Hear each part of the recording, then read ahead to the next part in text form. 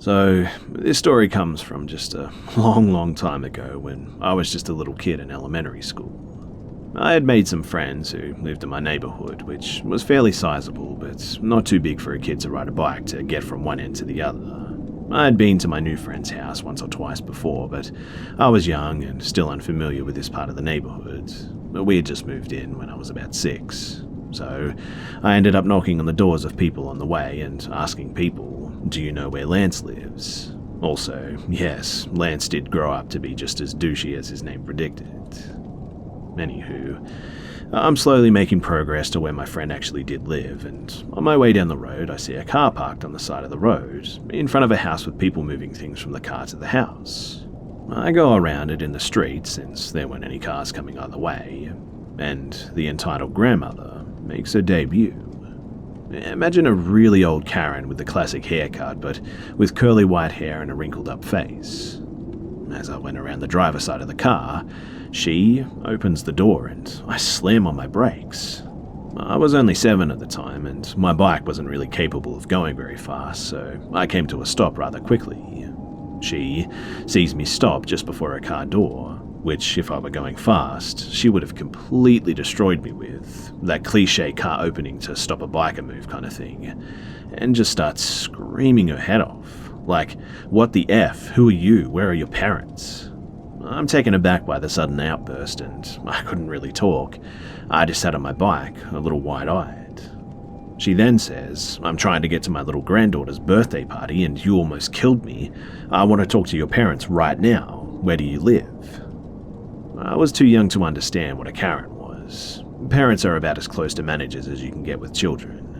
Looking back, she was completely in the wrong here on so many levels, but I was young and an obedient kid who respected adults, as if their word was law practically. I felt like I was a ways from home. I wasn't, but it felt like it since I had stopped so many times along the way.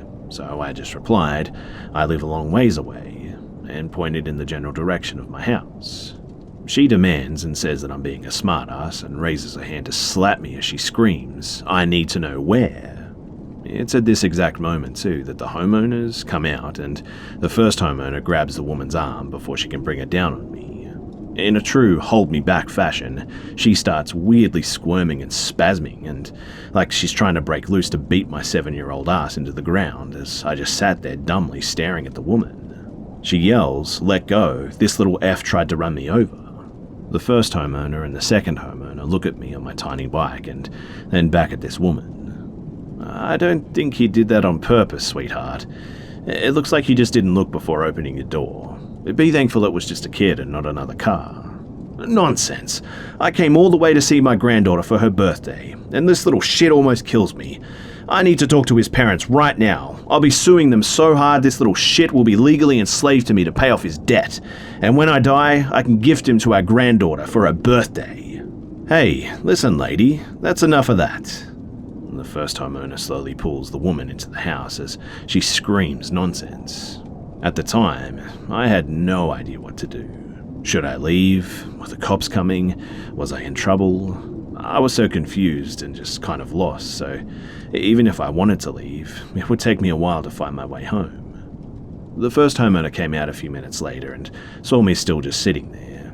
They walked out and handed me a cupcake and said, "I'm sorry how my mother-in-law treated you. Take this." My little eye sparkled a little and I destroyed that cupcake. I was a little upset afterwards though, because I had some crumbs and icing on my hands that ended up getting on my handlebars, but I was overall happy at this point. The homeowner lived around the corner from my friend, so he gave me directions when I asked him about him.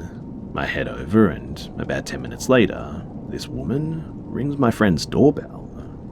My friend's mum answered the door while I was in the adjacent living room, so I overheard the conversation and it went something like this. "I know your son lives here. My daughter lives around the corner and your son almost hit me on his bike." She peers inside and sees me staring at her from a couch. "There he is." My friend's mum thought that she was pointing at my friend, so she asked, "When exactly did this happen?" She says, 10 minutes ago. She says, "My son has been here. I'm going to have to ask you to leave." She then says, "That's a lie. You're lying. I'm gonna sue both of you.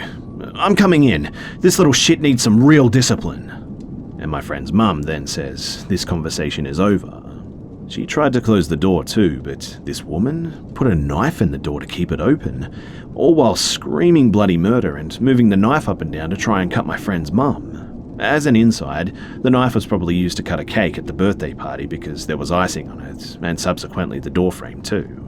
My friend's mum ended up calling her husband, who wasn't home, and said, "Honey, get the shotgun, kill this old bitch." And the bluff worked. And at that moment, I think reality stuck this woman, and she dropped the knife and she just ran, about as fast as you'd expect an older person to be able to run. My friend's mum called the police and she told them what had happened, where we were and what this woman looked like. I spoke up and told them where I'd first seen this woman, pointing at the house through a window. It was obvious too, since only one house was holding a party.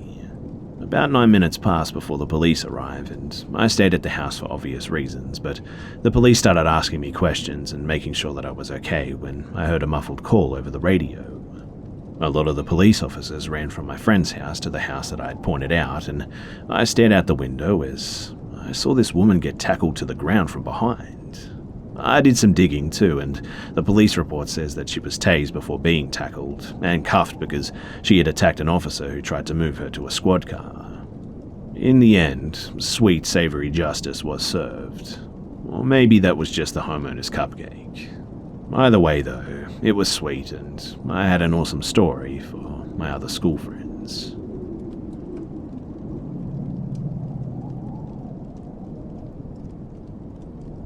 So, there's this annual event that takes place in Sana'a University Library. It's in Yemen, and basically it's a group of publishing houses from around the world would gather in the library and sell their books. My mum really loves books, and she reads like 3 or 4 books every month, sometimes even more. She had already graduated from the university, but her love for books kept her going back to that event almost every year. This story took place in 1997, 1 year after my birth. My mum was pregnant with my sister, and she was in her 9th month, so she was pretty huge at the time. So she went to the event in its final days. There wasn't a lot of people other than the booksellers. My mum had already bought a couple of books too, and was just looking for a certain book, and she kept asking around for it. She noticed though that there was a guy following her, but he kept a distance, so she didn't give him much attention. She finally arrived at one of the publishing houses and asked the guy who was working there for the book that she was looking for, and he told her that the book is not allowed to be sold in this country, so she won't be able to find it anywhere. And at that moment, that guy that was following my mum showed up all of a sudden and said to my mum, "I have that book that you're looking for." My mum was surprised and didn't know what to say to that guy, but he continued talking and said, "I saw the books that you bought, and I really like your taste." My mum just smiled and thanked him, and then he said, "I can give you the book that you're looking for." She said that it was okay, and the book is not really that important, but he insisted and said, "I'm a professor in this university, and my name is Muhammad Adam. Don't worry, nothing will happen to you. I'll leave the book with my assistant. Next Sunday, come by my office, and I'll let my assistant give it to you." He kept telling her not to worry and not to be scared and nothing will happen to her, and he was nice and kind of creepy at the same time, and she didn't think too much of it though. She just said okay, and she just went back home. She then asked my father to take her to the university on Sunday so she can take the book. A few days went by, and on Sunday morning, my mum's water broke, so my father rushed her to the hospital and she gave birth to my sister, and just forgot about the whole book thing.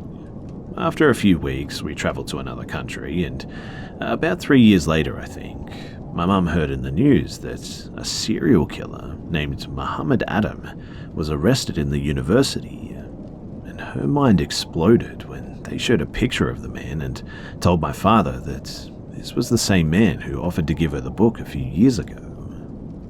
They both were really glad that my sister's timing couldn't have been more perfect, because that man murdered more than 10 female students in horrible and really disturbing ways that's just so hard to imagine.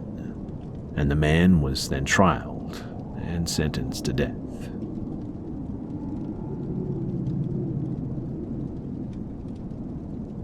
So I'm a police officer in a city of about 30,000 people, and I'm currently assigned to our midnight shift, working the hours of 10 p.m. to 6 a.m. Now, at the beginning of my shift, I'm called to a house in what can be described as the wealthiest part of the town. I'm told by dispatch that the resident of the house, a teenage girl, believes that an adult male is attempting to enter the home. I activated my lights and sirens and arrived at the home a short time later. I knock on the door and I make contact with the caller, a frantic 18-year-old girl. My sergeant arrives on the scene a short time later.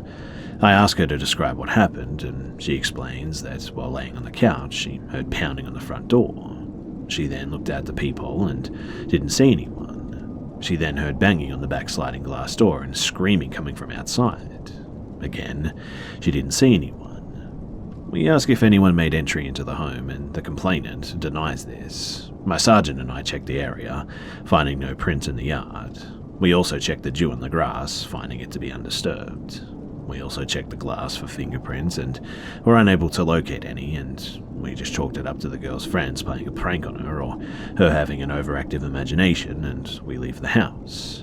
Approximately 3 hours later, though, we're called back to the residence. We are notified that the female believes someone to be inside the home this time. I beat my partner to the house by approximately 3 to 4 minutes. I enter and begin speaking with the complainant, who is visibly shaken again. I'm told that she was awoken by more banging and a man saying, "I know you're in there." The complainant states that she had barricaded the basement door with a chair, as she believes that someone could easily enter the home through the attached garage. I tell her to stay put in the living room, and I go to search the basement and the garage. I draw my firearm and search the basement. During my search, I must admit that I feel very uneasy, as if I'm being watched. I complete my search, though, as my partner arrives, and I walk back upstairs and meet with her and tell her that I haven't cleared the rest of the home yet. She draws her weapon and helps me search the rest of the home. The last room we enter belongs to the complainant, and it's her bedroom. And inside the bedroom, we find a Ouija board to be in plain view. We deem the residence safe and go back to the living room, and at this point, the complainant is frantically shaking and crying. We ask if she lives alone, and she states that she stays with her grandparents. She also states that they're out of town on business. She says that she is frequently home alone due to her grandparents being out of town on business and whatnot. I ask to call and speak with her grandpa, and I speak with him and learn that the complainant doesn't have any mental health issues, nor any behavioral issues. The complainant also does not use any form of drugs that he knows of, besides nicotine. Grandpa states that he's going to call another family member to come look after the complainant. We speak with the complainant again, learning that she doesn't currently suffer from any mental health issues. The complainant admits to smoking weed occasionally, but not partaking on any other night of the disturbance. The complainant also advised us that she found the Ouija board that day hidden in a closet of the home. Her condition further degraded, and she requested that we take her somewhere else. But my partner, being a female officer, transported the complainant back to her HQ, where she was picked up by a family member at a later time. I stayed at the home and searched the surrounding area again, and I again didn't locate any signs of a person being outside the home. I don't know if this is the right place to post this out, but I believe this girl may have experienced something, truly. I mean, I for sure didn't feel good while being in that basement. I used to be a huge skeptic of the paranormal until I took this job. However, I've experienced and dealt with multiple things that I couldn't explain in regard to the calls to service. My partner also stated to feel very uneasy while being in the house too. Anyway, any one of you guys think that we may have stumbled across something, or did we just feed into the paranoia of a young girl who was just home alone? Unfortunately, I haven't been called out to the home ever since, so I've not got to investigate into this occurrence any further. But thanks for listening, though, to my experience, and thanks for anyone who may respond.